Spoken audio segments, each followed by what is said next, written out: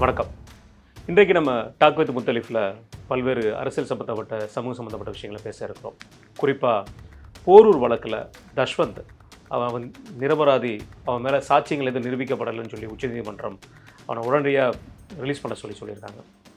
நேற்று திருச்செங்கோடில் எடப்பாடியார் அவர்கள் மிக உற்சாகமாக நம்முடைய முதல்வர் அவர்களை பங்கமாக கலாய்ச்சிருக்காரு, நல்லாவே கலாய்ச்சி விட்டுருக்கிறார்.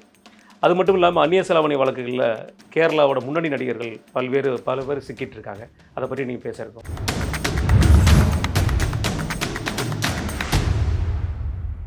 அண்ணா வணக்கம். ஆனால் இந்த போரூர் தஷ்வந்த் வழக்குண்ணே, ஒரு டைமில் அந்த வழக்கை பற்றி நம்ம வரும்போதே எல்லாரோட உடம்பும் புல்லரிச்ச ஒரு விஷயம். ஒரு 4 வயது குழந்தைய ஒருத்தன் பாலியல் பலாத்காரம் பண்ணி கொன்ன விஷயங்கள், ஒரு அப்பாவாக அந்த காலகட்டங்களில் எல்லாருமே வருத்தப்பட வேண்டிய ஒரு சூழ்நிலை இருந்துச்சு. அந்த கைதி திருப்பி வெளியே வந்த உடனே அவனோட அம்மாவையும் கொலை பண்ணதாகவும் விஷயம் உண்டு. இன்றைக்கு அந்த தஷ்வந்துக்கு சுப்ரீம் கோர்ட்டில் ஒரு ரிலீசிங் ஆர்டர் கிடைச்சிருக்கு. இந்த ஆர்டர் எப்படி பார்க்குறீங்க? தமிழக அரசாங்கம் இதற்கு சரியான முறையில் இந்த கேஸை கையாளணும்னு பார்க்குறீங்களா? ஆரம்பத்துலேருந்து இந்த வழக்கில் சரியாக கையாளுனாங்க. அப்போவே குண்டர் சட்டம் போட்டு அது சரியாக டாக்குமெண்ட் இது பண்ணதுனால அவன் டக்குன்னு ரிலீஸ் ஆனான். அப்போவே அவனுக்கு ஜாமீனும் கிடச்சிது. அதுவே ஒரு பெரிய அந்த ஜாமீன் மட்டும் அவனுக்கு அந்த கிடைக்காம குண்டர் சட்டம் இருந்தால் அவங்க அம்மா உயிரோடு வந்திருப்பாங்க. அப்போ அந்த விவகாரத்துலேயே அப்போவே கடுமையான இது அந்த மாங்காடு போலீஸ் ஸ்டேஷன் தான் நினைக்கிறேன், இன்ஸ்பெக்டர் மேலெலாம் அப்போ புகார் வந்துச்சு சரியாக கையாளலன்னு. அந்த எப்போவுமே ஒரு சம்பவம் நடக்குதுன்னா போலீஸில் நம்ம எஸ்சிஆர்பி மற்ற இதில் என்ன பார்ப்போம்னா, ஒரு குற்றம் நடக்குதுன்னா எவ்வளோ வகையான குற்றங்கள் நடக்குது, கைது நடவடிக்கை அது எவ்வளோ, அது சார்ஜ் ஷீட் ஃபைல் பண்ணி அதை விசாரணை கொண்டு போய் தண்டனை வாங்கி கொடுக்குற சதவீதம் அப்படி பார்த்தீங்கன்னா 100 நடந்தால் 10 கூட இருக்காது. ரொம்ப கம்மி தண்டனை வாங்கி தர்றது. அப்புறம் என்ன நீ டிபார்ட்மெண்ட்டு, ஒரு டிபார்ட்மெண்ட்டுனா ஒரு போலீஸ் ஒர்க்குனா கைது பண்ணுறது இந்த சீன் போகிறதெல்லாம் கிடையாது. நீங்கள் தண்டனை வாங்கி கொடுத்தால்தான் அது பெருமை. போலீஸ்லேயே நீங்கள் பார்த்தீங்கன்னா தண்டனை வாங்கி கொடுத்தது ரொம்ப பெருமையாக செய்தியாக வெளியிட சொல்லுவாங்க. இந்த மாதிரி பண்ணியிருக்கோம் நாங்கள், அது செய்தியாக போடுங்க, ரொம்ப கஷ்டப்பட்டு வாதாடினாப்புல, ரொம்ப குயிக்காக ஃபாஸ்ட் ட்ராக்லலாம் சில இதெல்லாம் பண்ணிட்டு சொல்லுவாங்க. அதுதான் ரொம்ப முக்கியம். இதில் தண்டனையில் பல இது இருக்குது. கீழ் கோர்ட்டு மேல் கோர்ட்டு போயிட்டான்ல, சுப்ரீம் கோர்ட்டில் போய் ரிலீவ் வாங்கிட்டான். அப்போ இந்த மாதிரி விஷயங்கள்லாம் நீங்கள் கடைசி வரைக்கும் அதற்கான ஆதாரங்களை, அதுக்கான பேப்பர் ஒர்க்கு, சார்ஜ் ஷீட்டில் கரெக்டாக பண்ணுறது, இந்த வேலையெல்லாம் பண்ணணும். தர்ஷன் விஷயத்தில் அந்த பொண்ணை எரிச்சு தூக்கி போட்டான்னு நினைக்கிறேன். அந்த இதில் நீங்கள் சரியான ஆதாரங்களை, சிசிடிவி ஃபுட்டேஜ்னா சிசிடிவி ஆதாரங்கள், மற்ற விஷயங்கள்லாம் இந்த துப்புரவு அதிகாரிகள், அந்த இதில் இன்வெஸ்டிகேஷன் ஆஃபீஸர் ஐஎஸ் அந்த ஐஓ இதில் ரொம்ப டீப்பாக பண்ணியிருக்கணும். எப்போவுமே ஒரு விஷயத்த மேலோட்டமாக பண்ணுறது இருக்குது, டீப்பாக கோர்ட்டே மறுக்க முடியாத அளவுக்கு, எதிர்த்தரப்பு மறுக்க முடியாத அளவுக்கு ஆதாரங்களை திரட்டுறது.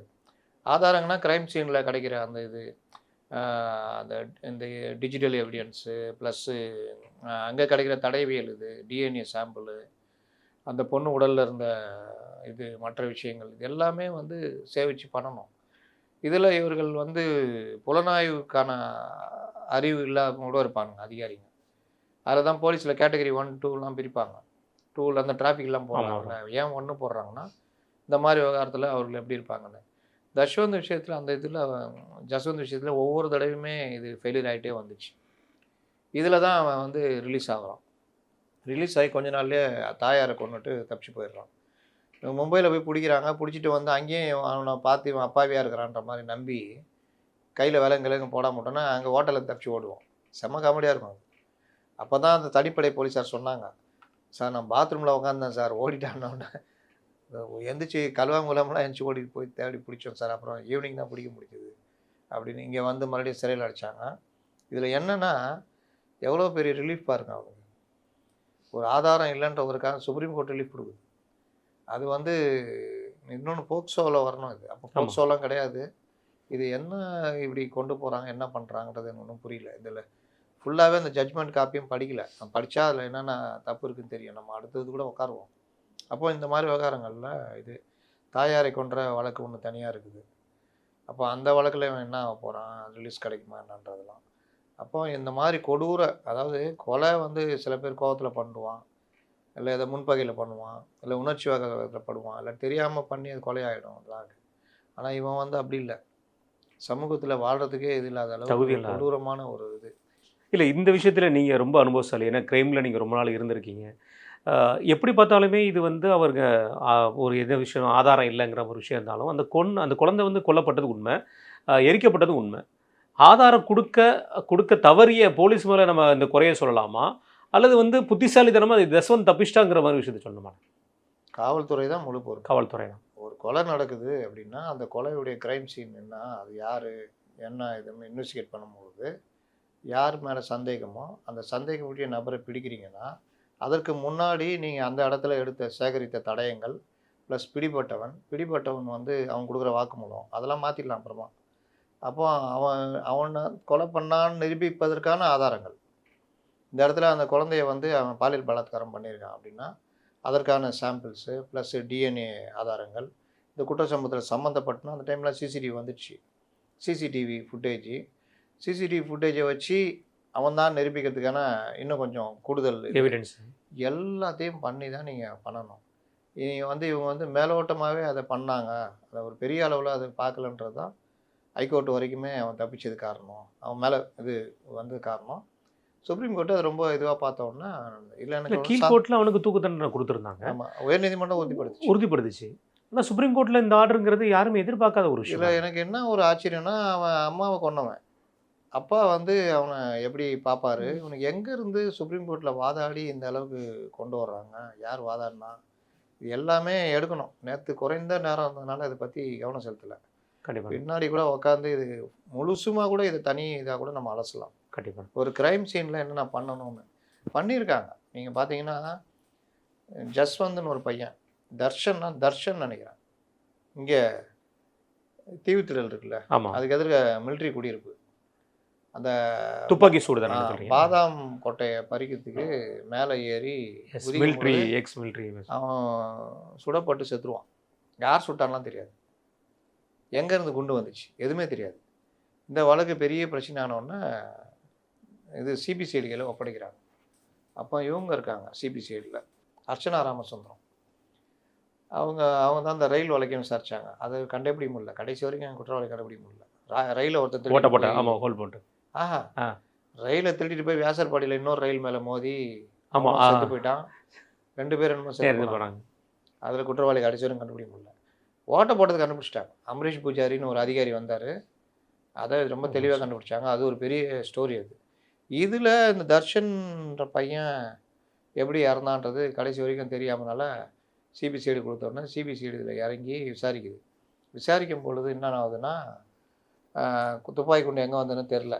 சரி, அந்த இதெல்லாம் பார்ப்பாங்கல்ல, அந்த உடம்பை தொலைச்சிருக்குன்னா எவ்வளோ டிஸ்டன்ஸ்லேருந்து வந்தால் உடம்பை தொலைக்கும், ரொம்ப தூரத்துலேருந்து வந்தால் அது தொலைக்கிறது தெரியும், பக்கத்துலேருந்து சுட்டது இல்லாட்டி ஒரு 50 மீட்ரு, இன்னொன்று அது இது இப்படி சுட்டாலும் சரி இப்படி சுட்டு, இந்த மாதிரி பல விஷயங்கள் வந்து தடயவியல் துறையில் ஒரு முக்கியமான ஒரு இது. அப்படி பார்க்கும்பொழுது யாரோ மாடியிலேருந்து சுட்டிருக்காங்க, ஒரு 150-200 மீட்டர் தூரத்தில் சுட்டிருக்காங்க. ஆனால் யார் சுட்டான்னு தெரியாது. அது சம்மந்தமான எல்லாரையும் பிடிச்சி அங்கே இருக்கிறவங்களை விசாரித்தா யாரும் இல்லை. எல்லாருமே மிலிட்ரி ஆஃபீஸர்ஸ், எக்ஸ் இந்த மாதிரிலாம் இருக்கனால யாரையும் ரொம்பவும் பண்ண முடியல. எனக்கு தெரியாது, நான் ரூமில் இருந்தேன், நான் அங்கே இருந்தேன், நான் வீட்லேயே இல்லை. இப்படிலாம் பதில் வந்தோன்னா நான் குண்டு மட்டும் பாஞ்சிரு செத்து போயிடும். என்னடா இது, இப்படியே ஒவ்வொருத்தராக பற்றி நீங்கள் இப்போ நான் உங்களை விசாரிக்கிறேன் காவல்துறை அதிகாரியாக, நீங்கள் சொல்கிறதுலாம் நான் நம்புகிற மாதிரி தான் இருக்கும். ஆமாம், ஆனால் உங்களுக்கு ஷேடோ போடுவோம், உங்களுடைய ஃபோனு மற்ற விஷயங்கள் மெயிலு எல்லா விஷயம் இது பண்ணுவோம். உங்களுக்கு என்னென்ன இப்போ துப்பாக்கி சொன்னால் உங்கள்கிட்ட துப்பாக்கி இருக்குதான்னு நாங்கள் செக் பண்ணுவோம்.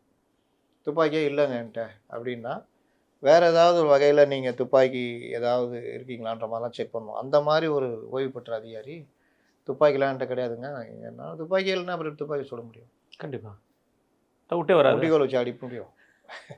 அப்போ என்னடா இதுன்னு அப்புறம் அப்படியே செக் பண்ணும்போது ரைஃபிள் கிளப்போட ஒரு சம்மந்தப்பட்டிருக்காரு, அதை எடுக்கிறாங்க. அடுத்து அவருடைய துப்பாக்கி லைசன்ஸை புதுப்பிக்கிறார். இது பேரல் கன்று.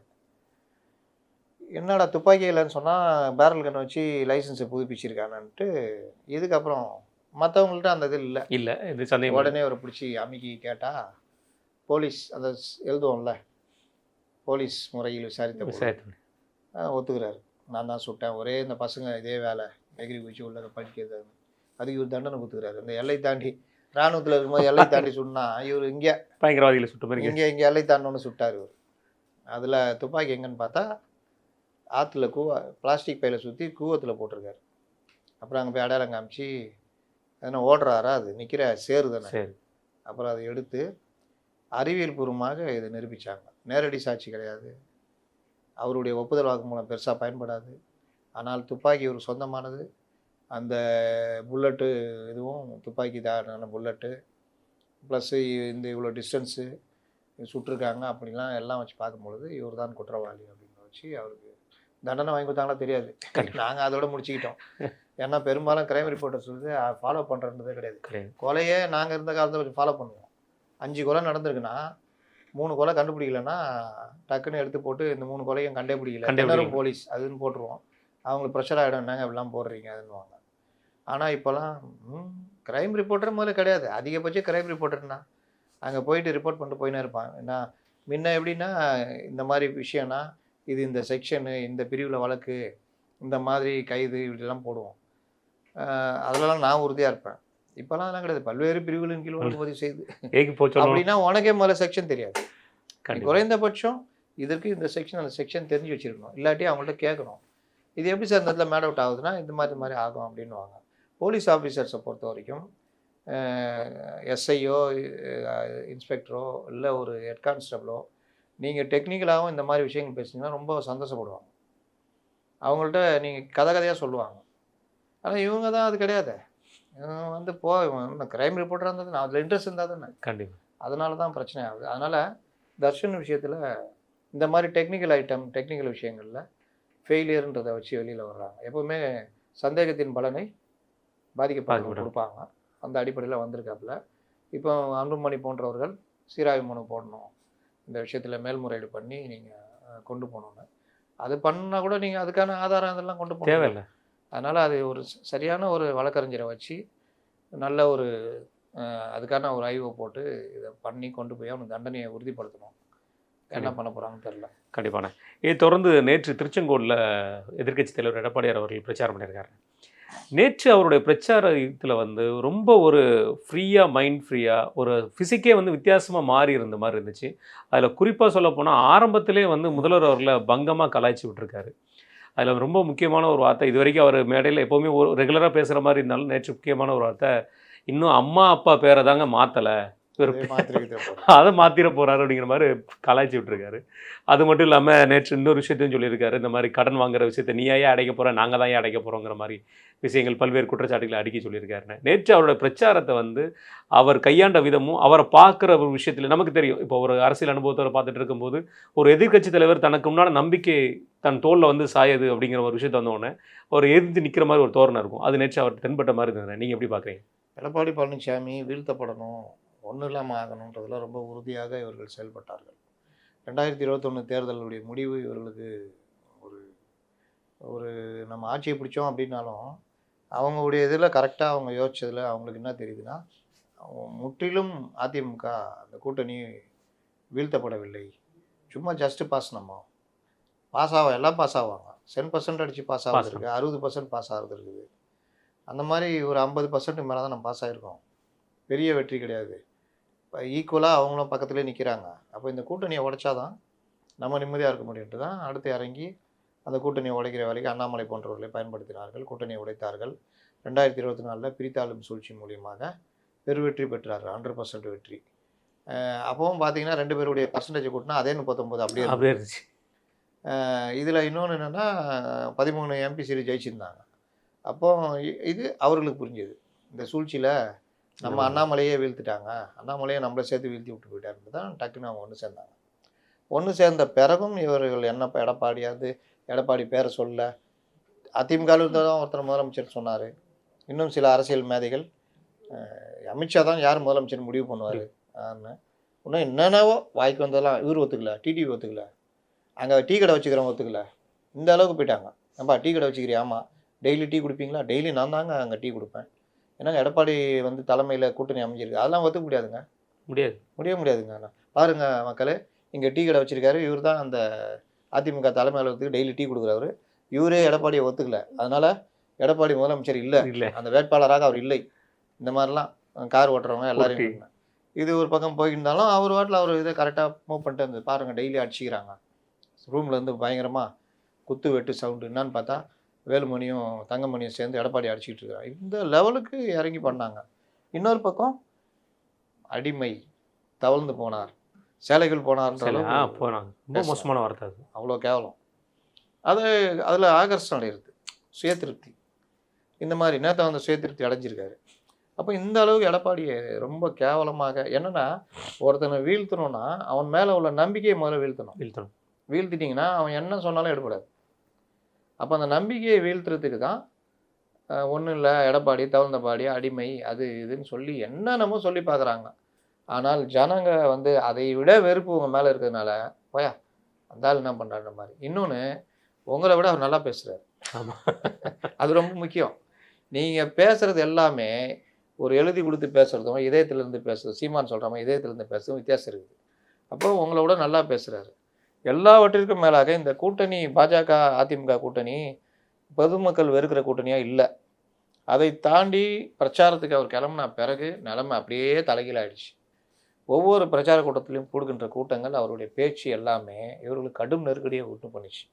அப்போவும் அதே தான் தவழ்ந்த பாடி அடிமை பாடி. அப்போ தான் அவர் சரியான பதிலடி கொடுத்தாரு. அதுக்கப்புறம் ரொம்ப வாய் திறக்கல அமைதியாட்டேன்.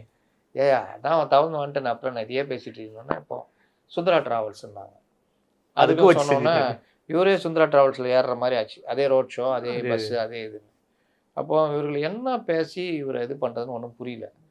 ஊடகங்களை வச்சு, மெயின் ஸ்ட்ரீம் மீடியாக்களை வச்சு, செய்தியாளர்களை வச்சுக்கிட்டு, மூத்த பத்திரிகையாளர்களை வச்சுக்கிட்டு, அரசியல் விமர்சகர்கள் போர்வையில் பலரை வச்சுக்கிட்டு, மெயின் ஸ்ட்ரீம் மீடியாக்களை வச்சுக்கிட்டு என்னென்னவோ பண்ணி பார்த்தாங்க, ஒன்றும் நடக்கலை. தாவேகா வந்து கூட்டணி சேர மாட்டாங்க அப்படி இப்படின்னு தாவேகா வந்து இது பண்ணியிருந்தாங்க. திடீர்னு இந்த பிரச்சனையில் கரூருக்கு முன் அரசியலை நீங்கள் நாளைக்கு ஒரு 10 வருஷம் கழிச்சு தமிழக அரசியல் எப்படி பிரியுது அப்படின்னு கரூருக்கு முன் கரூருக்கு பின்னுன்னு தான் நீங்கள் பார்க்க வேண்டியது இருக்கும். அந்த மாதிரி ரொம்ப இதில் அரசியலில் இது நடந்திருக்கு. காங்கிரஸில் டிஎம்சி பிரிந்ததற்கு முன் பிரிந்ததற்கு பின். டிஎம்சின்னு ஒரு கட்சி வெளியில் வரலன்னா ஜெயலலிதா கடுமையாக வீழ்த்தப்பட்டிருக்க மாட்டார். ஆமாம், கண்டிப்பாக. வைகோ ஒன்றும் இல்லாமல் போயிருக்க மாட்டார். அப்போ கலைஞருக்கு மீண்டும் ஒரு எழுச்சி. இந்த மாதிரி அரசியலில் பல இதை சொல்லலாம்.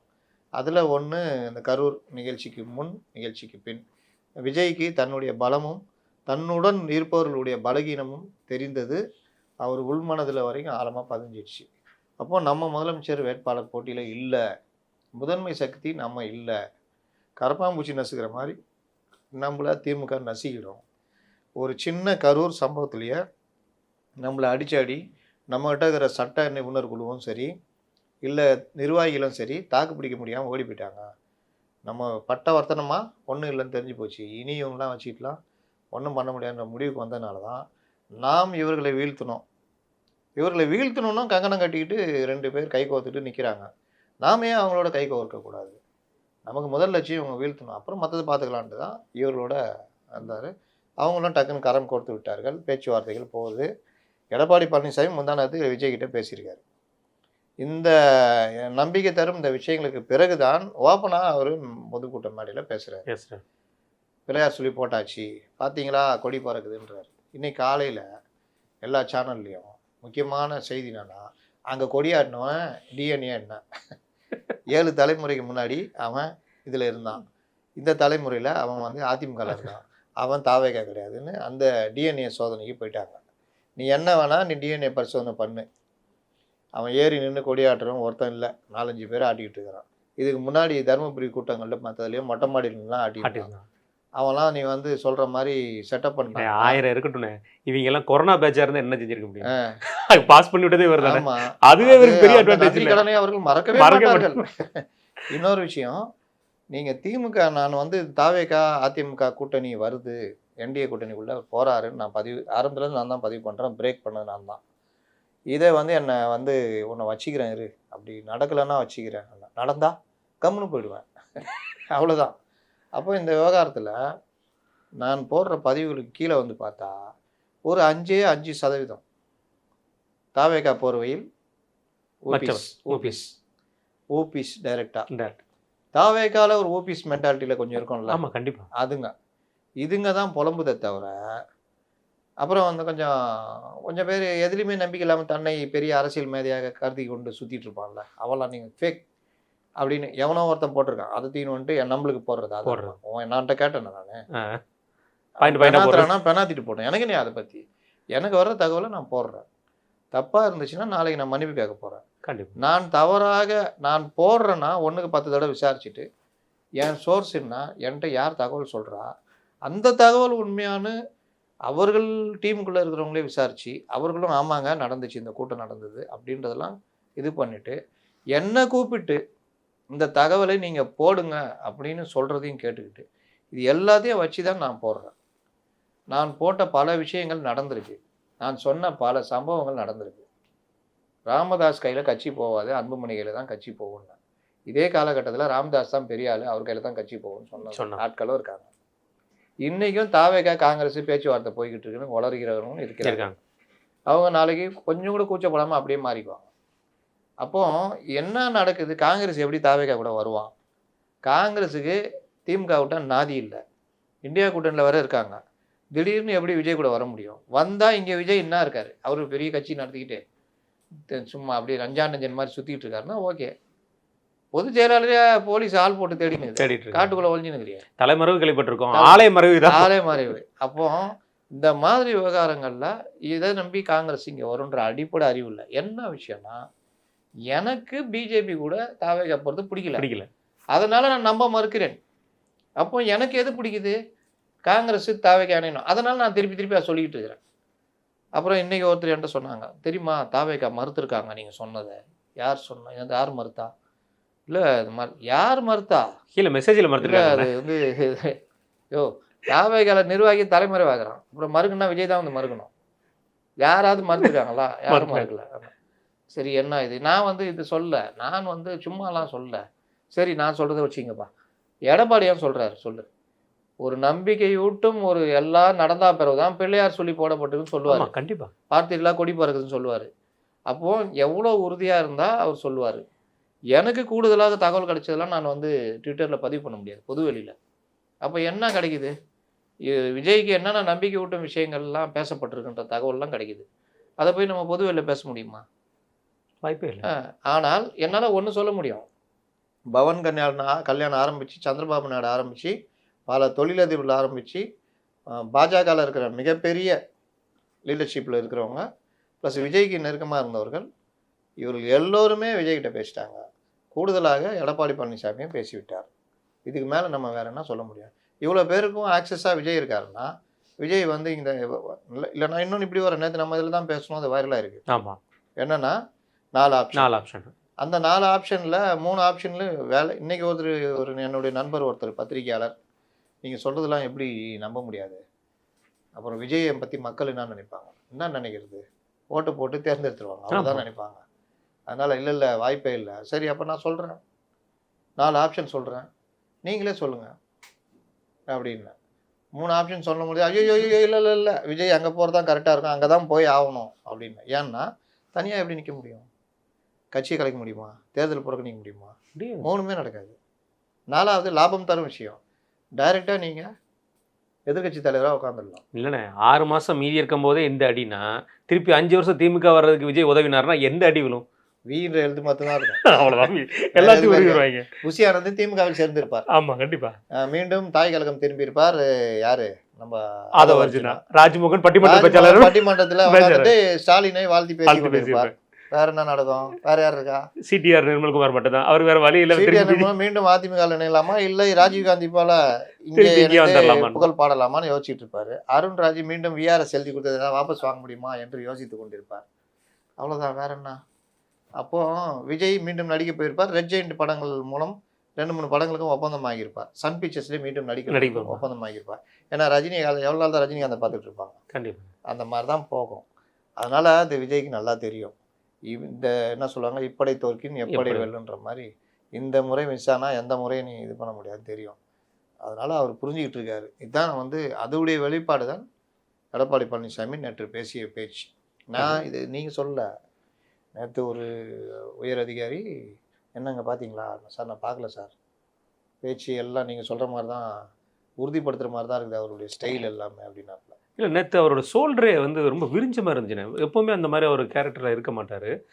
அதே மாதிரி அவர் பேசும்போது அவர் சிரிக்க மாட்டார். ஒரு விஷயத்த சொன்னால் சிரிக்க மாட்டார். அவரோட நேற்று முகத்தில் எந்த இடத்துலையுமே ஒரு டயர்ட்னஸ் எதுவுமே தெரியல. ஒரு தெளிவு இருந்து, ரெண்டாவது ஒரு எதிர்க்கட்சி தலைவராக இருக்கும்போது இப்படி தான் அடித்து பேசணுங்கிற விஷயத்த கரெக்டாக எடுத்து கொண்டு போகிற மாதிரியே இருந்தது. அது மட்டும் இல்லாமல் நேற்று நாமக்கல்லில் வந்து அவர் பேசும்போது சொன்னார் ஒரு வார்த்தை, திருச்செங்கோட்டில், ஏன் நாமக்கல்லே நான் 5000 கோடி ரூபாய்க்கு நான் நலத்திட்ட உதவிகள் பண்ணியிருக்கேன், ஏன் என்னை பார்த்து நீ ஒன்றும் பண்ணல அப்படிங்கிற மாதிரி சொல்கிற அப்படிங்கிற ஒரு சில விஷயங்களையும் கேள்வியாக கேட்டிருந்தார். இவங்க தொடர்ந்து சொல்கிற ஒரு விஷயம், அந்த 4 ஆண்டு காலம் எடப்பாடியார் அவர்கள் ஆட்சி காலத்தில் எந்த வேலையும் நடக்கலை அப்படிங்கிற ஒரு விஷயத்தை தொடர்ந்து குற்றச்சாட்டுகளை வச்சுட்டு இருக்காங்களே தவிர இவங்க எதையுமே அதை ப்ரூவ் பண்ணவும் இல்லை. இவர் ஒவ்வொரு ஊருக்கும் போகும்போது ஒவ்வொரு ஊர்லையும் இது பண்ணியிருக்குன்னு சொல்கிறார். அந்த விஷயம் எப்படின்னா அது வந்து மக்கள்கிட்ட வந்து இவங்க இன்னும் உடைக்க முடியாதது திமுகவோட மிகப்பெரிய தோல்வி தர இல்லையா? திமுக வந்து எப்பவுமே ஒரு விஷயம் பொய், அதாவது உண்மை வாசலில் கால் எடுத்து வைக்கிறதுக்கு முன்னாடி பொய் உலகை சுற்றி வந்து விடுவாங்க. அந்த மாதிரி ஒவ்வொரு விஷயத்துலையும் அவர்கள் எனக்கு என்னென்னு போட்டு சொல்கிறது வந்து நீட்டு எடுத்துக்கோங்க. நீட்டு வந்து நாங்கள் இப்போவும் ஒழிச்சு கட்டுவோம்னு சொல்லுங்கிறாங்க. நீட்டை எதிர்ப்போன்றாங்க. அப்படின்னா என்னது? நீட்டை எதிர்க்கிறீங்கன்னா என்னது அது? நீட்டை ஏன் எதிர்க்கிறீங்க? நீட்டை எதிர்க்கிறதுக்காக தினம் நீங்கள் என்ன பண்ணுறீங்க? இல்லாட்டி ஒரு நீண்ட கால திட்டம் ஏதாவது வச்சுருக்கீங்களா? நீட்டை பற்றி உங்களுடைய பார்வை என்ன? உங்கள் புரிதல் என்ன? நீட்டை பற்றி இந்த நீட் எழுதுகிற மாணவர்களுக்கும் பெற்றோருக்கும் நீங்கள் என்ன சொல்ல வர்றீங்க? இந்த கேள்வி யாராவது கேட்குறாங்களா? நீட்டை வந்தோன்னே முதல் கையெழுத்தில் விளக்குவோன்னு நீங்கள் முதல் கையெழுத்தில் ஒரு கையெழுத்து போட்டு நீட்டை எப்படி விளக்க முடியும்னு ஸ்டாலினுக்கு தெரியுமா தெரியாதா? இல்லை அந்த அதிகாரிகளுக்கோ கட்சியில் இருக்கிறவர்களுக்கோ அது ஆகச்சிறந்த அறிவாளி மாதிரி பேசுவார் பார்த்துருக்கீங்கன்னா, அந்த இவர் துரைமுருகன் பேசுறது பார்த்துருக்கீங்களா? அப்படின்வாரு. நீட்டை எப்படியா விளக்குவேன்னு கேட்டால் தானே சொல்லுவாரா? எப்படி நீட்டை எனக்கு தெரிஞ்ச வரைக்கும் அந்த காலகட்டங்களில் அதை பற்றி சொல்லாத ஒரே ஆள் ஒருத்தர் தான் நினைக்கிறேன். அவருக்கு தெரியும் நடக்காதுன்னு தெரியும். அப்போ நீட்டு விளக்கு ரகசியம் எனக்கு தெரியும் வேற அவர் கூடுதலாக அவர் ஒரு துணை முதல்வர். அப்போ இதை பற்றி யாருமே அந்த டைமில் கேள்வி எழுப்பல. எல்லாரும் என்ன நினச்சிட்டாங்க, வந்தோன்னா கையெழுத்து போட்டோன்னா முதல்வரே கையெழுத்து போட்டார் அதனால் நீட்டை விளக்கிடுங்க. அப்படியா? சுப்ரீம் கோர்ட்டு ஜட்ஜிங்க ஐயோ சரி அவரே கையெழுத்து போட்டாரா? ஆமாம் சார் அவரே கையெழுத்து போட்டார். என்னன்னு போட்டிருக்காரு? நீட்டை விளக்குன்னு போட்டிருக்காரு. ஐயோ சரி நாங்கள் வந்து எங்கள் தீர்ப்பை மறுபரிசீலனை பண்ணுறோம், நீட்டு இனிமேல் தமிழ்நாட்டுக்கு கிடையாது அப்படின்னு நான் சொல்லுவாங்க. நீட்டு விளக்கணும்னா ஒரே வழி, இன்னொரு ஆட்சி உக்காரணும். அந்த ஆட்சியில் 2 சபைகளும் மக்களவை மாநிலங்களவை ஒரு சட்டம் கொண்டு வரணும். அந்த அரசு ஆட்சிகள் கொண்டு வந்து இவங்களுக்கு மட்டும்பா விலக்கு, இல்லை வேற யாரா இருப்பா, ஐயா எனக்கு வேணும் உனக்கு வேணும், சரி இந்த மாநிலங்கள் மட்டும் விலக்கு அப்படின்னோன்னா. அப்படின்னா கை தூக்குறதுக்கு எந்த மாநிலமும் இல்லையானே? அவங்க மம்தா பானர்ஜி கூட கை தூக்க மாட்டேங்கிறாங்க, கம்யூனிஸ்ட் கை தூக்க மாட்டேங்க, யாருமே கை தூக்க மாட்டேங்காங்கண்ணே. நீட்டு வேண்டாம் சொல்கிறேன். இதெல்லாம் நடக்கணும். அப்புறம் 2 அவைகளும் ஒத்துக்கணும். அப்புறம் ஜனாதிபதிக்கு போகணும், எப்பா இவங்க விலை கொடுத்துருப்பாங்க. அதை எதிர்த்து யாரும் சுப்ரீம் கோர்ட்டு போகாமல் இருக்கணும். 2வது இந்த அவையில் இருக்கிறவங்க என்ன நீட்டுன்னு அவங்க நான் பெரிய தங்கத்தில் செஞ்சுக்குது, அவங்களுக்கு மட்டும் விலை கொடுக்குறேன் அப்படின்ட்டு. அதனால் இது எதுவுமே நடக்காதுன்னா அப்போ எப்படி? அப்புறம் இந்தி திணிப்பை எதிர்ப்போம். என்ன திணிக்கிறாங்க இந்தி? சரிதா? இப்போ இவங்க இந்த மாதிரியே தான் சுற்றிட்டு வருவாங்க. அந்த எது மக்கள்கிட்ட போய் ரீச் நீங்கள் பேசுனீங்கன்னா பேசுகிறவன் புரிஞ்சுக்கிறான்.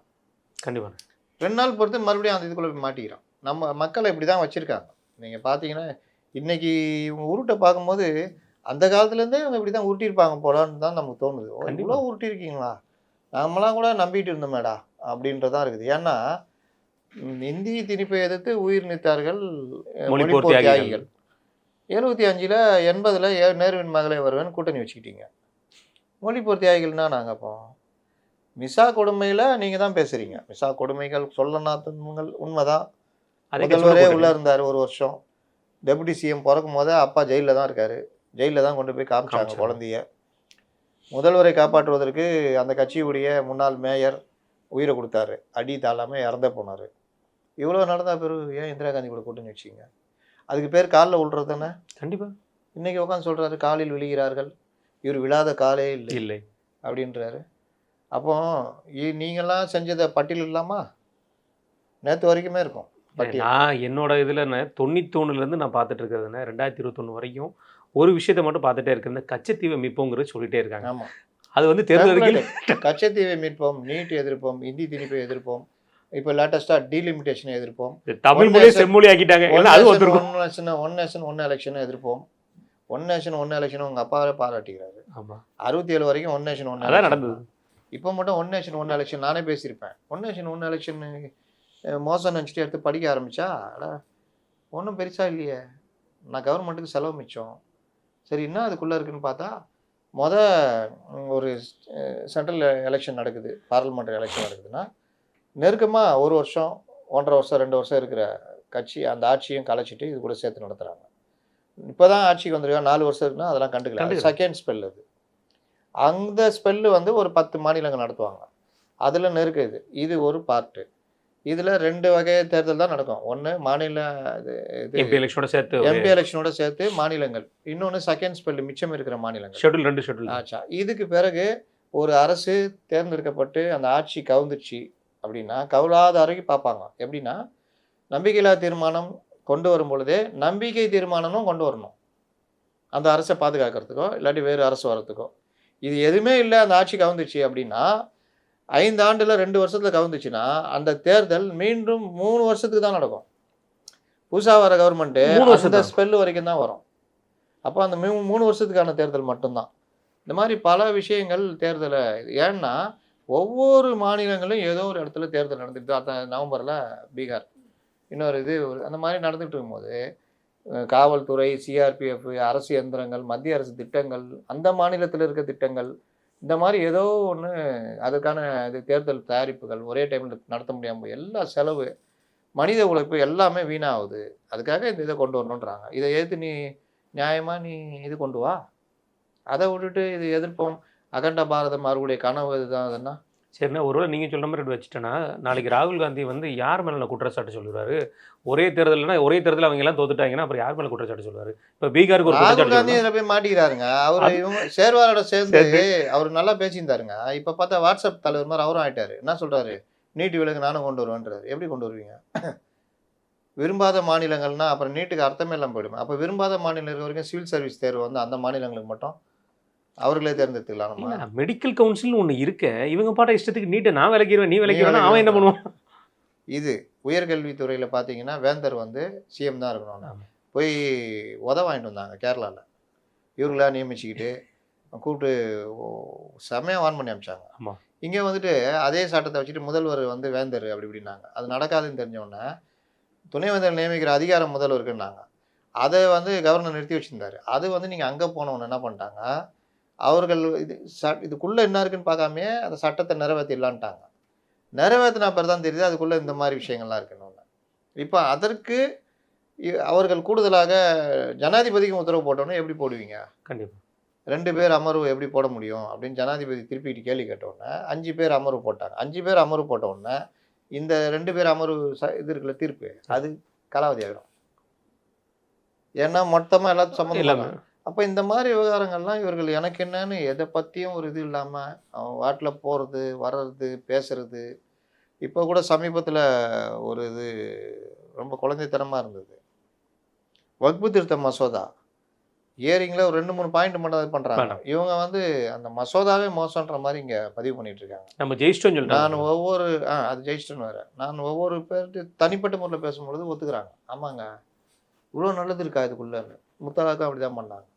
அதனால் இவர்கள் பண்ணுறது எல்லாமே நுனிப்புல் மேயறது, ஜனங்களையும் அப்படியே வச்சுக்கிறது. ஏங்க வக்பு திருத்த மசோதாவில் ஒருத்தர் என்கிட்ட சொல்கிறார், என் சொந்தக்காரர் ஒருத்தர் தொழுதுகிட்டே இருக்கும்போது வெளியே தொடுத்தி விட்ருவாங்களாமே, பள்ளிவாசலில் எடுத்துவாங்களாமே. ஏன்னா இது புரட்சி நடந்த பொழுது சோவியத் யூனியனில் 1917 ஆட்சியை பிடிக்கிறாங்க. கடுமையான உணவு பஞ்சம் மற்றது. அப்போ வந்து என்ன பண்ணுறாங்கன்னா முதலாளித்துவம், அதாவது எல்லாத்தையுமே ஒரு இதுக்குள்ளே கொண்டு வராங்க, ஒரு சமநிலை கீழே. அப்போ சொத்து இருக்கிறவங்கள்லேருந்து சொத்துக்களை பறிமுதல் பண்ணுற வேலைலாம் நடக்குது. அப்படி நடக்கும் பொழுது ஏழை மக்களுக்கு ஈஸியாக அவர்களுடைய உரிமை, கல்வி, படிப்பு, வேலை, வீடு எல்லாமே கிடைக்கும். 4 வீடு வச்சுக்கிறவன்ட்டு 3 வீடு கண்டிப்பாக பிடுங்குறாங்க. இந்த மாதிரிலாம் நடக்கும் பொழுது ஏழை ஜனங்கள் வந்து குதிரைலாம் வச்சுக்கிறாங்கல்ல, அவங்கள்ட்டலாம் ஒரு கும்பல் உங்கள்கிட்ட இருக்கிற குதிரையெல்லாம் பிடிங்கிடுவாங்க. உடனே குதிரையை வெட்டி சமைச்சு சாப்பிட்டாங்க. ஐயோ, அந்த மாதிரிலாம் நடந்தது. ஏன் இவங்க சொல்கிறதுக்குள்ளே அங்கே அவ்வளோ விஷயங்கள் நடந்தது. இந்த மாதிரி நீங்கள் போய் வந்து எனக்கு என்னன்னு போவோம், அதை நீங்கள் உட்காந்து வேலைக்கு ஒவ்வொன்றும் சொல்லணும்.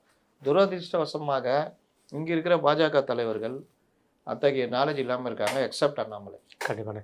இதை தொடர்ந்து நீங்கள் இப்படி ஒரு கலாய்ச்சிட்டீங்க. அதனால் அந்த கேள்வி எப்படி கேட்கன்னு தெரியலண்ணே. இருந்தாலும் நேற்று முதல்வர் அவர்கள் வந்து இந்த காசா போருக்கு வந்து எதிர்ப்பு தெரிவித்து கூட்டம் நடத்தினாங்கண்ணே. அதுலேயும் கலந்துக்கிட்டு சட்டசபையில் தீர்மானம் நெதன்யாகு வந்து இப்போ அவசர கூட்டம் கூட்டம் அது ரொம்ப ஒரு பயமுறுத்தியிருக்காரு. சட்டசபையிலும் தீர்மானம் கொண்டு வரேன்னு சொல்லியிருக்காங்க. இனி வந்து இஸ்ரேல் எப்படின்னு இதை கையாளும்? ஹமாஸ் தீவிரவாதிகள் வந்து அவர்களுக்கெல்லாம் இப்போ ரொம்ப தெம்பாயிடுச்சு. சமாதான பேச்சுவார்த்தையில் இப்போ எல்லாம் ஒத்துக்கிட்டு வந்ததில் இங்கே இந்த மாதிரி நடந்தோன்னா அவர்கள் வந்து நமக்கு ஆதரவாக இங்கே தமிழகத்திலே ஆள் இருக்கும்போது நம்ம ஏன் இஸ்ரேலுக்கு பயப்படணும்? அந்த ட்ரெஸ் வேறு போட்டிருந்தாருண்ணே, அந்த துண்டு வேறு, அதுக்கு பேர் சொல்லுவாங்க, அதெல்லாம் போட்டு அவர் கையில் பிடிச்சிட்டு பார்த்துருந்தது பார்த்தீங்களா? பார்த்தேன். அப்படியே முழிச்சிருந்தார், என்னடா இதுன்னு. என்ன விஷயம்னா அங்கே ஏற்கனவே இது பண்ணி போர் கிட்டத்தட்ட முடிவுக்கு வருது. வேறு வழியில் அவன் இது கொண்டாடணும், கிறிஸ்மஸ் இது ஆரம்பிச்சிடும். இதெல்லாம் டெக்னிக்கு. அதை வச்சுட்டு இவர் போரை நிறுத்த கொண்டு வாங்க அதுன்றாங்க. இந்தியா போன்ற நாடுகள் ஒன்றுபட்ட ஒரு பாலஸ்தீனமாக கொண்டு வரணும் அப்படின்றாங்க. அங்கே அமைதி திரும்புறது தான் எல்லாருமே விரும்புகிறாங்க. இஸ்ரேலு மகா அயோக்கியத்தனம் பண்ணிக்கிட்டு இருக்கிறான். இன்றைக்கி நேற்று இல்லை, அவன் நாடு தோன்றப்பட்டது நாடே கிடையாது, தெரியும்ல, உருவாக்கப்பட்டது. இன்றைக்கி நம்பர் 1 ஆயுதங்கள் தயாரிப்பு எல்லாமே இங்கே அமெரிக்கான்னு ஒரு நாடு இல்லைன்னா இஸ்ரேலுக்கு ஒன்றுமே கிடையாது. அப்போ இங்கேருந்து அவனுக்கு ஒரு தளம் வேணும்னு இந்த வேலையெல்லாம் பண்ணிக்கிட்டு இருக்கிறான். இது நீங்கள் இந்த படுகொலை இருக்குது பாருங்க, அது படுகொலைன்றதை விட பசியால் செத்து போன குழந்தைகள் இருக்குல்ல, அதெல்லாம் பார்த்தீங்கன்னா ரொம்ப கொடுமை. சரி, இவர்கள்னு ஏன் இது கேலி பொருளாக மாறுதுன்னா இவர்கள் நடத்துகிறாங்கன்றதுனால தான் கேலி பொருளாக மாறுது. ஒரு நல்ல நோக்கத்துக்கு நடத்துகிற ஒரு இது ஏன் இவர் இருக்கிற இதெல்லாம் விட்டுட்டு அங்கே போயிட்டு பாடுறா இஸ்ரேலுக்கு போயிட்டார் அப்படின்றதுனால நடக்குது. இடதுசாரிகள் தான் அந்த கூட்டத்தை நடத்தியிருக்காங்க. அதனால் இவங்க சட்டசபையிலும் தீர்மானம் கொண்டு வரன்றதெல்லாம் தேர்தலை ஒட்டி உருட்டுறது. ஒருவேளை தமிழ்நாட்டுக்குன்னு தனி வெளியுறவு கொள்கையை கொண்டு வந்துருவாரா? சொல்ல முடியாது. இருந்தாலும் இருக்கும். ஆராசாவை போட்டுருவாங்க அதுக்கு. ஆராசாவை போட்டு அதெல்லாம். இன்னைக்கு கூட இலங்கை கடற்படை வந்து ராமேஸ்வரம் மீனவர்களை கைது பண்ணியிருக்காங்க. என்ன பண்ணுவார்?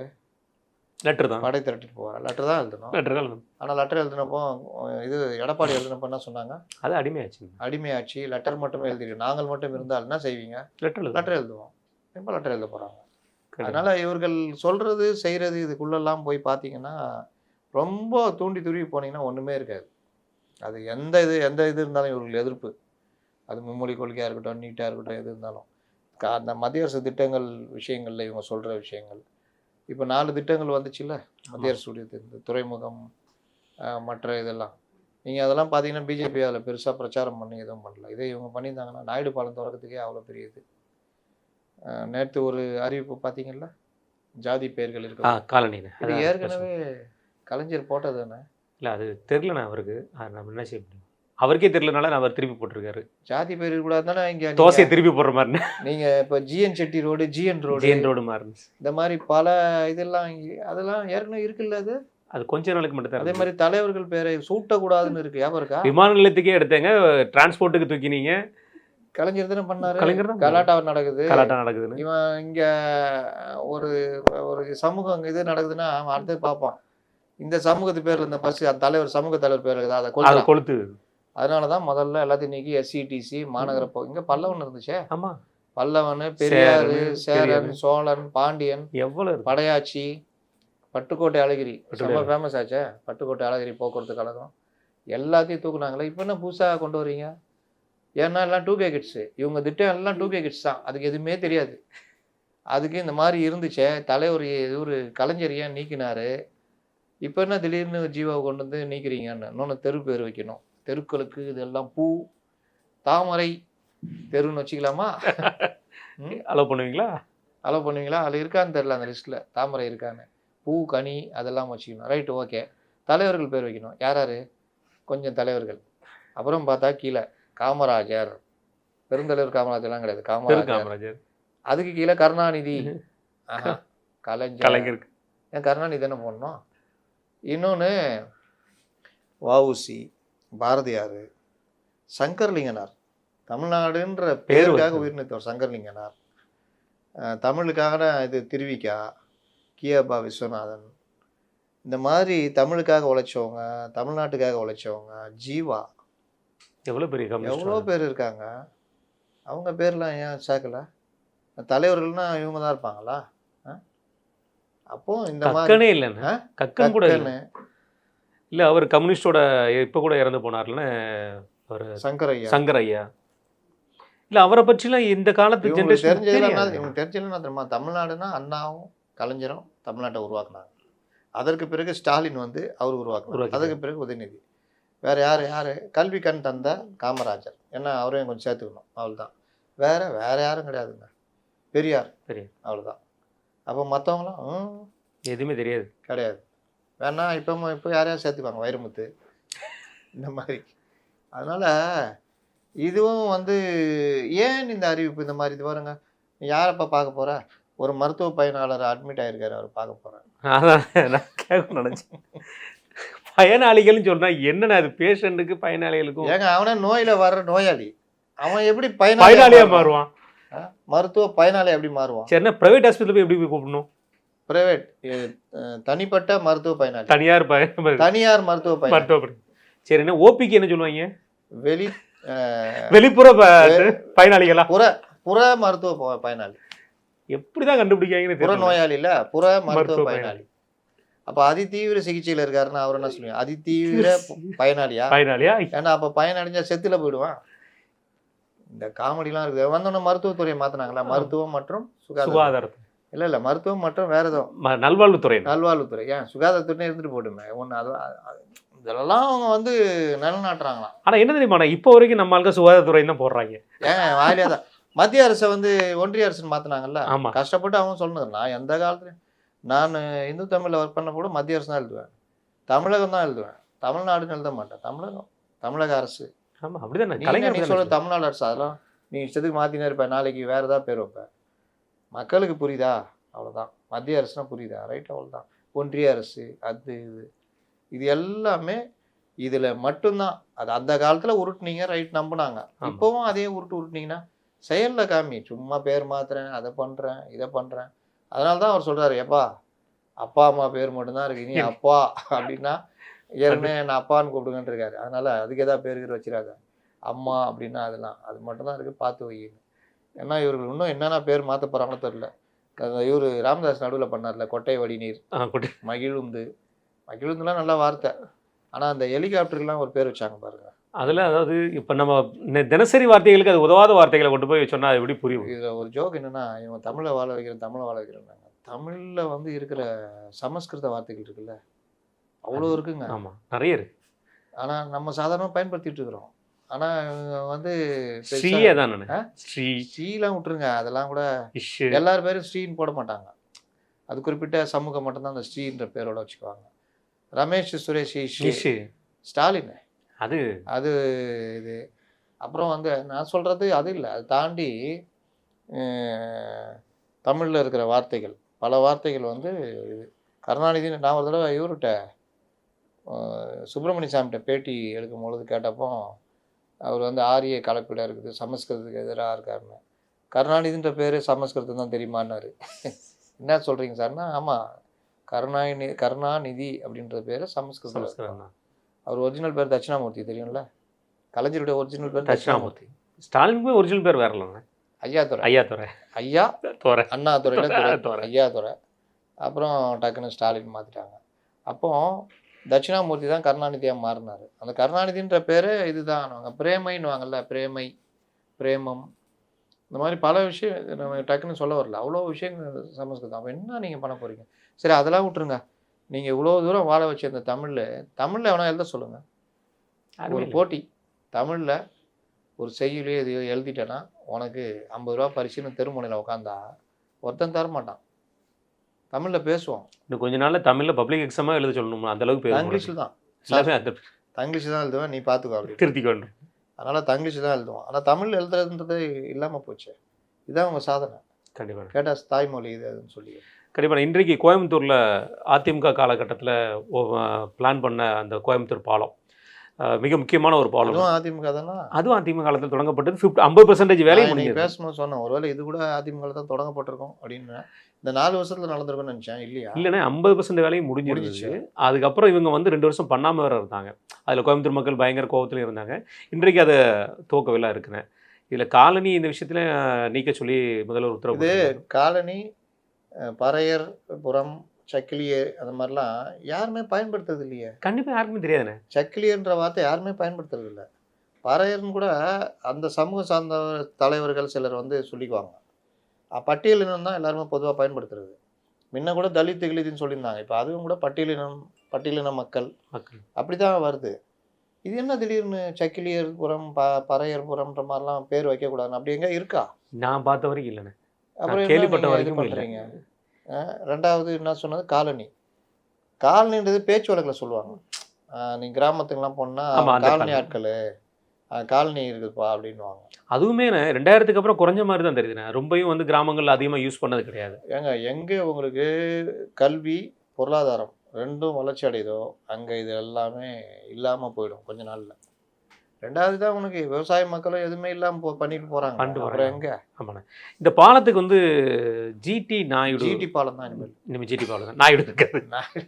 அவர் திறக்கிற அன்னைக்கு தானே ஆர்டர் போடுறீங்க. அப்ப எப்படி வைக்க போறாருன்னு தெரியல. ஜிடி பாலம் இங்கே இருக்குல்ல, ஜிஎன் செட்டி ரோடு, அதே மாதிரி ஜிஎன் ரோடு. ஜிஎன் ரோடுன்னு. ஜிஎன் செட்டி கிடையாதுல்ல. இப்போ வளர பிள்ளைகளுக்கு ஜிடினா யாரும் தெரியாம போயிருமாண்ணா என்ன பண்ணுவாங்கண்ணா? இதுக்கு ஜிடி பிராக்கெட்ல நாயுடு பாலம். நாயுடு பாலம் போட்டு சொல்லி தான் அப்போ பண்ணலாம்ல. நாங்கள் தான் பிராக்கெட் போட்டோம்ல. முடிஞ்சு. அது ஏன்னா சில இதெல்லாம் நீங்கள் பண்ண முடியாதுங்க. நீங்கள் வந்து வாவு சிதம்பரம் பிள்ளைன்றாங்க. அவரை நீங்கள் என்ன பண்ணுவீங்க? வாவு சிதம்பரம் அப்படின்னு போடுவீங்களா? இந்த மாதிரி பல இது அவங்க வந்து நம்பூதிரி பாட், இஎம்எஸ் நம்பூதிரி பாட். ஆக்சுவலாக இஎம்எஸ்ன்றது தான் பேர் பேர் வரும். அவர் பேர். அந்த எஸ்ஸுக்கு ஏதோ ஒரு பேர் வரும். சங்கரன் பிள்ளை நம்பூதிரி பாட். அப்போ அந்த சங்கரன் தான் சொல்லணும். அப்போ அந்த அது கிடையாது, அது இஎம்எஸ் ஆயிடுச்சு. நம்பூதிரி பாட்டுன்ற ஜாதி நம்பூதிரி. ஆமா, நம்பூதிரி ஜாதியில. அவர் என்ன ஜாதி எதனா தூக்கி பிடிச்சினா இருந்தார் அவர். அவர் வந்து மார்க்சியத்தில் இன்னைக்கு இந்தியாவில் நம்பர் 1ங்க. அவர் எழுதாத புத்தகமே கிடையாதுங்க. 40,000 பக்கங்கள் எழுதியிருக்காருங்க. முத்துராமலிங்க தேவரையா முதல் கம்யூனிஸ்ட் அரசாங்கத்துடைய முதல்வர் அவர். அவரை விடவா? ஏன் நீங்கள் கொஞ்சம் வெளியில் போங்க, ஜோதி பாசு, இந்த பல இடங்களில் நீங்கள் போனீங்கன்னா பட்டாச்சாரியான் இருக்கும். அந்த ஜாதி இதோட சேர்ந்து தான் இருப்பாங்க. ஆனால் அவங்க எந்த கொள்கையை பின்பற்றிருக்காங்கன்னு தான் பார்க்கணும். நீங்கள் இங்கே வந்துட்டு இப்போ முத்துராமலிங்க தேவர் அப்படி தான். நீங்கள் என்ன பண்ணுவீங்க? தேவர் பெருமகனார்ன்றாங்க. அப்போ பெருமகனார்னுவீங்களா? பெருமகனார் என்னக்கா இவங்க இருக்காங்க. இப்போ வீரமங்கை வேலு நாச்சியார். வேலுன்னு வச்சுக்கிட்டேன். வீரமங்கை வேலு அப்படின்னு வச்சுக்கலாமா? அப்புறம் திருப்பி வேலுன்னு ஆக்கிடுவாங்க. நான் என்ன சொல்கிறேன், ஜாதியை நீக்குவதுன்றது ஒவ்வொருத்தர் மனசில் இருந்தால் நீக்க முடியும். இதை வச்சுக்கிட்டுலாம் பேர்லேருந்து நீக்கிட்டீங்கன்னா ஜாதி நீங்கிடுச்சுன்னா உங்கள் மந்திரிங்களே போய் கலந்துக்கிறாங்க. KK sir கலந்துக்கல? யார் கலந்துக்காமல் இருக்கிறாங்க? இல்லை ஜாதியை இப்போ திறந்து திருமணங்கள் மற்ற விஷயங்கள் நடக்குதா? என்ன கதை விட்டுன்னு இருக்கீங்க? சும்மா இதெல்லாம் வந்து ஜனங்களை இது பண்ண நாங்கள் வந்து நான் மாடல் திராவிட மாடல் அரசு ப்ளஸ் சமூக நீதி இயக்கம். சமூக நீதி எங்கே இருக்குது? ஆணவ கொலைக்கு எதிராக நடவடிக்கை எடுக்கிறீங்கன்னா அங்கே சமூக நீதி வரும். அதுக்கான தனிச்சட்டம் கொண்டு வரது கூட உங்களுக்கு தைரியம் இல்லை. கண்டிப்பாக. அப்புறம் வந்து சமூக நீதின்னு சொல்லி கண்டிப்பாக. இது தொடர்ந்து சத்துணவு ஊழியர்கள் வந்து ஒரு போராட்டம் நடத்த தயாராக இருக்காங்க. அதில் வந்து 2 குறிப்பிட்ட அம்சம். ஒன்று வந்து கிட்டத்தட்ட 63,000 வேகன்சி இப்போ வரைக்கும் ஃபில் பண்ணல அப்படிங்கிற ஒரு குற்றச்சாட்டு இருக்குது. சிம் கார்டு மட்டும் கொடுத்துருக்கீங்க, மொபைல் ஃபோன் கொடுக்கல. இதை வச்சு நாங்கள் எப்படி அப்டேட் பண்ண முடியும்? கிட்டத்தட்ட 6 சென்டருக்கு ஒருத்தங்க வந்து வேலைக்கு போகிறாங்க அப்படிங்கிற மாதிரியான விஷயங்கள் அந்த கஷ்டத்தை நோக்கி அவங்க போராட்டம் நடத்த தயாராக இருக்காங்க. ஆனால் இந்த சத்துணவு பணியாளர்களை வந்து நியமனம் பண்ணுவோன்னு சொன்னது அரசாங்கம் வந்து பதவியேற்ற அன்றைக்கே சொல்லியிருந்தாங்க. இந்த 63,000 வேகன்சிங்கிறது இது எப்படி பார்க்குறீங்க இந்த போராட்டத்தை? சத்துணவு பணியாளர் மட்டுமா அப்படின்னு அப்படி தான் பார்க்கணும், வேறு வழி கிடையாது. வாரியம், போக்குவரத்து தொழில் இது போக்குவரத்து துறை, இந்த மாதிரி பல துறைகளில் அரசு துறைகள்லேயே நீங்கள் என்ன சொன்னீங்க? வருஷத்துக்கு 1,00,000 பேரா? எவ்வளோ பேர் சொன்னார்? 1,00,000 தானே இளைஞர்களுக்கு வேலை வாய்ப்புனாங்க. இந்த 5 வருஷத்தில் 5,00,000 பேர் கொடுத்துருக்கணும். ஆனால் டிஎன்பிசியில் இது வரைக்கும் நிரப்புனதே 38,000 பேர். 38,000 அதை தாண்டி யாரையும் நிரப்ப முடியாது. அப்போ நீங்கள் ஒரு வருஷத்தில் கூட அரை வருஷத்துக்கான இதுதான் பண்ணியிருக்கீங்க. சரி, வேலை வாய்ப்பு இருந்தால் தானேப்பா நிரப்ப முடியும். அப்படின்னா இருக்கே, ஒவ்வொரு துறையிலையும் 1,80,000 காலி பணியிடங்கள் இருக்குது. அதை நிரப்புறீங்கன்னா இன்னை வரைக்கும் நிரப்பல. மின்வாரியத்திலலாம் காலி பணியிடங்கள் அந்த அளவுக்கு. மேலே பாவப்பட டிபார்ட்மெண்ட் இந்த தமிழ்நாடு குடிகால் வாரியமான குடிநீர் வாரியம், குடிநீர் வடிகால் வாரியம், சென்னை மாநகராட்சி இது போக்குவரத்து ரொம்ப போக்குவரத்து துறை வந்து அந்த நீங்கள் அதுக்கு மேன் பவர் கண்டிப்பாக இருந்தே ஆகணும். வாகனங்கள் வர்றது, ரிப்பேரு, மற்ற விஷயங்கள்லாம் மேன் பவரை குறைச்சிங்கன்னா, ஒரு பஸ்ஸை ஒருத்தர் அட்டன் பண்ணுறாருன்னா ஆள் இல்லைன்னா 4 பஸ்ஸு தேங்க அப்படியே ரிப்பேர்லேயே ஓட்டுன்னுவாங்க. அந்த மாதிரி ஓட்டி தான் அந்த மாதிரி விஷயங்கள் நடக்குது. மருத்துவ சுகாதாரத்துறையில் அவர் அடுத்த வருஷத்துக்கு சேர்த்து போட்டாச்சுன்னு சொல்லிட்டாரு நம்ம அமைச்சர் நேற்று. அவர் என்னன்னா சொல்லுவார், ஆனால் அதுக்கடுத்து ஒரு திருநெல்வேலி மருந்து கம்பெனி மாட்டிக்குது என்ன சொல்கிறாரு, நடவடிக்கை எடுத்திருக்கோம், அது சீல் வைக்கிறோம். அது ஆய்வு செய்து பண்ணாத அந்த அதிகாரி மேல் நடவடிக்கை. அவருக்கு மேலே இருக்கிறவர் அவங்க மேலாம் தப்பு கிடையாது. யாரையா ஒருத்தர் பலி கொடுக்கணுன்னா அவர் மேலே நடவடிக்கை. அப்போ மற்றவங்களாம் பொறுப்பு இல்லையா? ஏங்க மத்திய பிரதேசத்தில் விற்கிற மருந்து இத்தனை வருஷமாக இங்கே உட்காந்து நடத்திட்டு இருக்கிறான். அவனை என்ன ஆய்வு பண்ண பார்த்தா நடத்துறதுக்கே தரம் இல்லாத அளவுக்கு அந்த ஃபேக்ட்ரி இருக்குது. நேற்று திருநெல்வேலியில் பேட்டி கொடுக்குறாருன்னு எலும்பு மஞ்சள் நோயை பற்றி பத்திரிக்கையாளர் கேள்வி கேட்குறாங்க. கன்னியாகுமரியிலையும் திருநெல்வேலியில் இருக்கிறவங்க, மதுரை வரைக்கும் இருக்கிறவங்க எலும்பு மஞ்சள் நோய்க்கு கேரளாவில் போய் ட்ரீட்மெண்ட் எடுக்காங்க சார். இது என்ன சார்னா, இல்லைங்க அதுக்கு ஒரு தனி விளக்கம் கொடுக்குறாரு. கடைசியில் அந்த சப்ஜெக்டே மாற்றி கொண்டு போகிறாரு சுகாதாரத்துறை அமைச்சர். அதை தாண்டி இன்னொரு விஷயம் என்ன சொல்கிறாங்கன்னா, இந்த ஸ்கேன், அந்த கேன்சருக்கு உண்டான பிடி ஸ்கேனுக்கு உண்டான வசதி இங்கே செஞ்சு கொடுக்கலன்னா, நீங்கள் தான் வந்து சொன்னீங்க சார் இப்போது வந்து செஞ்சு கொடுப்பீங்கன்னு. ஒன்று ஒன்றா வருங்க, கொஞ்சம் வெயிட் பண்ணுங்கன்னு சொல்லிட்டு அப்படியே போயிட்டாருங்க. அவ்வளோதான், வேறு என்ன பண்ணுவார்? மழை வந்தால் தண்ணி நிற்க தான் செய்யும். அதுதான் இல்லை பதில். ஒரு நாள் ஸ்கூலில் விழா நடத்தினா அடுத்த கரெக்டாக போயிடும். இது எல்லாம் ஆணவத்துடைய உச்சகட்டம். ஒரு நாள்னா என்ன, ஒரு நாள் இன்றைக்கி மட்டும் நடத்திட்டு இதுக்கப்புறம் நடத்தவே மாட்டீங்களா? நீங்கள் ஸ்கூலை பயன்படுத்துகிற அந்த சிஸ்டத்தை பற்றி தான் கேட்குறாங்க. நீங்கள் ஏற்கனவே ஒரு ஸ்கூலில் நடத்தி பிரச்சனையாகி அந்த ஹெட் மாஸ்டர் மேலே, அந்த கல்வி அதிகாரி மேலே நடவடிக்கை இல்லை திருச்சியில். அப்போ அதுக்கு என்ன சொல்கிறீங்க? அது தப்புனா இதுவும் தப்பு தானே. ஆமாம். அப்போ அந்த அமைச்சர் அப்போ அது அவளை இப்போ நடத்தியே சஸ்பெண்ட் பண்ணியே இங்கே வந்து நடத்துகிறாங்கன்னா இவங்களுக்கு எவ்வளோ தைரியம் இருக்கும்? இதை எப்படி நீங்கள் சப்பக்கட்டு கட்டுவீங்க? ஒரு நாள் நடத்தினா பள்ளி மாணவர்களுடைய ஒரு நாள் படிப்புன்றது உங்களுக்கு அவ்வளோ சாதாரணமாக இருக்குல்ல. இந்த தெனாவட்டு இருக்குல்ல, இதுதான் இவர்களை அழிக்கிறது. இந்த இது இவர்கள் டிஎன்ஏல ஊர்னது ஒவ்வொரு விஷயத்துலையும். ஒரு பத்திரிகையாளர் அவருடைய மகளை வச்சு ஒரு பேட்டி எடுத்துகிட்ருக்காரு. அந்த பெண்ணு இப்போ தான் கல்லூரி முடித்து பத்திரிகை துறைக்கு வருதுன்னு வச்சுக்கோங்க. அந்த பெண்ணோடைய ஃபோட்டோவை போட்டு அவ்வளோ அது இதுன்னு ரொம்ப கொச்சையாக வன்மமாக பண்ணு. இதே இது வெளியில் யாராவது பண்ணால், ஐயா நான் பார்த்தேன் சமூக வலைதளத்தில் இவர் வந்து இந்த மாதிரி பதிவு போட்டிருக்காரு அப்படின்னு புகார் கொடுத்தா அவங்க மேலே எஃப்ஐஆர். அப்போ இது பத்திரிகையாளர் தானே அந்த அம்மா, அந்த பொண்ணு பத்திரிகையாளர் தானே, பத்திரிகை துறைக்கு வந்திருக்கு. இந்த மாதிரி போடுறவரை என்ன நடவடிக்கை எடுத்தீங்க?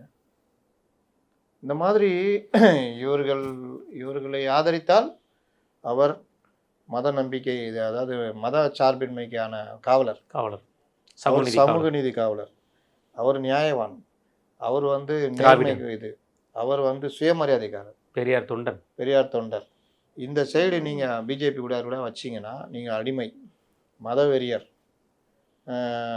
சமூக நீதிக்கு எதிரானவர், சுயமரியாதையே கிடையாது, அடிமை, காலில் விழுவீங்க. ஆமாம், முடிஞ்சு போச்சு. இப்படின்னா இதை ஜனங்க 60களில் கேட்டாங்க, 50களில் கேட்டாங்க, 70களில் நம்பினாங்க.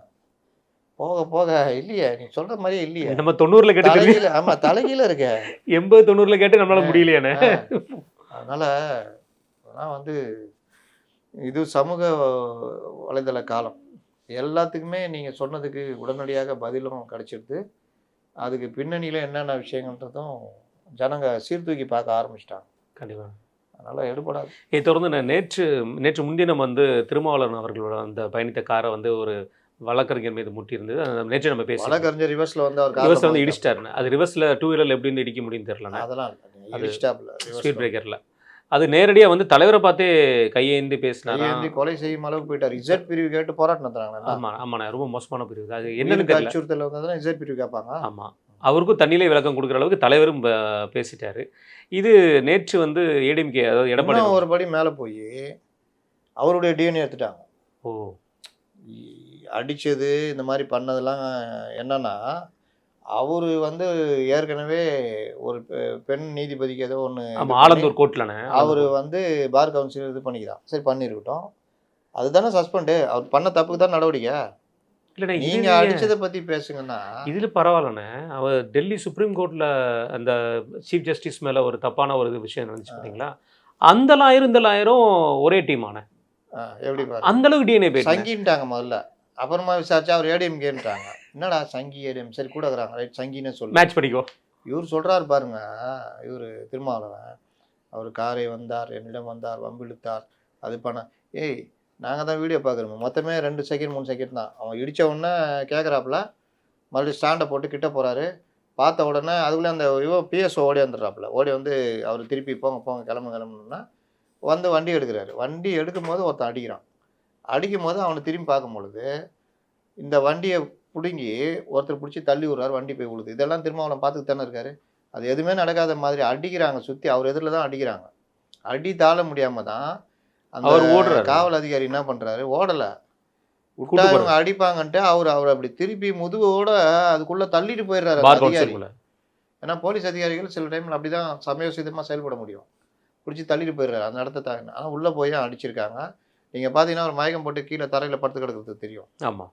ஆனால் இவர் மறுநாள் என்ன கொடுக்குறாரு, அப்படி கிடையாது இப்படி கிடையாது, ஏய் பாலிமர் உனக்கு அவ்வளோதான் இப்படி போகிறேன்னு. பாலிமர் நான் பாடுவான் நேராக பார்த்தால் என்னன்னா இவர் வண்டி எடுத்து இப்படி போகிறாருல்ல, இங்கே நின்றுந்தாராம். அதிகம் அங்கே போய் மோதணும். சரி நின்றுந்தாரு போனார்ப்பா, அவர் மோதினாரா நீ மோதினியா? சரி, நேற்று அவர் நடந்த ஒரு போராட்டத்தை கூட நடந்த போராட்டம் கூட பாதி மக்களுக்கு தெரியாது. அந்த போராட்டத்தை இவர் தெரிஞ்சு இவர் பின்னோக்கி இவர் மேல இடிக்க போயிருக்காரு. இடிக்கிற நோக்கம் நேரா கார்ல எல்லாம் மோதுவான். அப்போ என்ன காருக்கு முன்னாடி தமிழ்நாட்டுல திருமாவர்களுக்கே பாதுகாப்பு இல்லையா கூட்டணி கட்சி தலைவருக்கு? அதனால தான் இசை பிரிவு கேட்குறாங்க. இன்னொரு விஷயம், நீங்க வாகனத்துல போனா கூட யாராவது இடிச்சா ஒரு செகண்ட் நின்று திரும்பி கூட பார்க்கக்கூடாது. பட்டுன்னு அடி விழுந்துச்சுன்னா அப்புறம் உங்களை பிடிச்சி போலீஸ்ல வச்சு உங்க மேலே நடவடிக்கை எடுக்க சொல்லுவாங்க. உங்க டிஎன்ஏ எல்லாம் எடுத்து பார்ப்பாங்க. அதனால இடிச்சிட்டா கூட கம்முன்னு போய். ஆனால் இசட் பிரிவு மத்திய அரசாங்கத்தோட லிங்க் இருந்தால் தானே கொடுப்பாங்க. இவங்க தானே சொன்னாங்கண்ணே விஜய்க்கு கொடுக்கும்போது பேர் லிங்க் இருந்தானா, அப்போ அண்ணனுக்கு கொடுக்க மாட்டாங்கல்ல. ஆனால் லிங்க் இல்லை, லிங்க் எல்லாம் சொல்லியிருந்தேன். கண்டிப்பான இதை தொடர்ந்துன அந்நிய செலாவணி வழக்கில் கேரளாவில் உள்ள முன்னணி நடிகர்கள் பிருத்திவிராஜ் மற்றும் துல்கர் சல்மான் மீது வழக்கு பதிவு செஞ்சுட்டாங்க. இடி மிக பயங்கரமான நடவடிக்கைகள் நோக்கி போயிட்டு இருக்காங்க. நேற்று ரைடு நடந்திருக்கு. இந்த வழக்கு எதை நோக்கி போகும் நீங்கள் நினைக்கிறீங்க? பிஎம்எல் ஆக்ட் கீழே வழக்கு பதிவு பண்ணுவாங்க, சம்மன் கொடுப்பாங்க. அந்த பிஎம்எல் ஆக்ட் கீழே இவர்கள் மேலே நடவடிக்கை எடுக்கப்படும். இந்த காரு பூட்டான் மன்னர்கள் இவர்கள், பூட்டானே தமாத்துன்னு புள்ளி மாதிரி இருக்குது. அங்கேருந்து காரை பார்த்தீங்கன்னா லேண்ட் க்ரூசரு அது இதுவான், அதை வாங்கிட்டு இங்கே கலர் மாற்றி புதுசாக ரெஜிஸ்ட்ரேஷன் பண்ணி புது வண்டி மாதிரி விற்கிறது. அதற்கான ஆவணங்களை தயாரிக்கிறது. இந்த ஆவணங்கள் திருட்டு எல்லாமே பிஎம்எல் ஆக்டில் வரும். இது போர்ஜரி எல்லாமே பிஎம்எல் ஆக்டில் வரும். இந்த மாதிரி வந்த பணம், அந்நிய செலவாணி மோசடி, இந்த மாதிரி பல விஷயங்கள்னால சம்மந்தப்பட்ட வண்டியை வாங்கணுன்னு தான் இவங்க சொல்கிறாங்க. வாங்கணுன்றதுக்காக ஒரு சோதனை, அதை ஒட்டி ஆவணங்கள்லாம் எடுத்திருக்காங்கன்றாங்க. அதனால் இது எந்த அளவுக்கு நீளும் அப்படின்றது தெரியாது, போக போக தான் தெரியும். கைது வரை இந்த கேரளா சம்மந்தம் இல்லை, இவங்க அது வழக்குகளை ஆஜராகி சம்மனுக்கெலாம் இது பண்ணாங்கன்னா கைது பெரும்பாலும் இருக்காது, அதெல்லாம் இருக்காது. ஏன்னா இவரெல்லாம் ஏழைகளா, அதுக்கேற்ற வக்கீல் எல்லாம் இருக்குல்ல. இதில் என்ன பார்க்கணுன்னா, கேரளாவில் பாருங்கள் தொடர்ச்சியாக நடிகர்கள் நடிகைகள் முதலமைச்சர் வரைக்குமே தங்கம் கடத்தல், அதுக்கப்புறம் ஒரு ஆஃப் ஆகிட்டார்ல. ஆமாம், பெருசாக ஒன்று மத்திய அது வரைக்கும் பயங்கரமாக திட்டிட்டு இருந்தார். ஆமாம், இப்போ கருப்பா பயங்கரமாக இருப்பேன். அப்போ அந்த தங்க கடத்தல் அது எவ்வளோ தெரியும், எப்படி தெரியும்ல. அங்கேருந்து இங்கே உள்துறை தலைமை செயலாளருக்கு வரும் பார்சல், அது மூலிமா அது அந்த லேடி மூலமாக. அப்போ எவ்வளோ மோசமான இதுன்னு. அப்போ அது இன்னும் ஏகப்பட்டது. விழிஞ்சலில் ஒரு இது போதை இது பிடிச்சாங்கள, அது இந்த கர்நாடகா கேரளாவில் மட்டும் இந்த திரைத்துறை சம்மந்தப்பட்டவங்க இதெல்லாம். இப்போ இங்கேயும் ஒரு திரைத்துறை சம்மந்தப்பட்டவங்க பிடிச்சாங்களா ஞாபகம் தான். இப்போ லேட்டஸ்ட்டாக போதை மருந்து வச்ச நடிகர் ஸ்ரீகாந்த், அதுலேயும் இடி ரைடு போயிருக்குது. எந்த பத்திரிக்கையும் கவர் பண்ணல. இடி அதில் பிஎம்எல் ஆக்ட் கீழே மணி லாண்டரிங் நடந்திருக்கு அப்படின்னு இடி ரைடு பண்ணியிருக்காங்க. சரி, பெருசாக வரல, நியூஸ்லேயே வரல. ஒரே ஒருத்தர் மட்டும் பதிவு பண்ணியிருக்காங்க. இது கேரளாவில் இருக்கிற ஊடகங்கள் நம்ம பத்திரிகையாளர், இங்கே உள்ள பத்திரிகையாளர் மாதிரி யாரும் இல்லையானே, பெருசாக வச்சிட்டு இருப்பாங்க. எதனாலும் தோல் கொடுக்குற பத்திரிகையாளர் நிறைய இங்கே இருக்காங்க, அங்கே யாரும் இல்லையானே இவங்களுக்குலாம்? அங்கே படிக்கிறவன் ஜாஸ்தி, நீ சரியாக கொடுக்கலன்னா அடிவிடும். அதனால அங்கே கரெக்டாக இருக்கும். இன்னொன்று பொதுவாகவே அங்கே கரெக்டாக இருப்பாங்க. கண்டிப்பாக நீங்கள் அந்த காலத்துலேருந்து நீங்கள் விவாதங்கள் மற்ற விஷயங்கள்லாம் கேரளா வேறு லெவலில். கண்டிப்பாக. நன்றி, உங்கள் நேரத்தை கற்றுக்கிட்டு.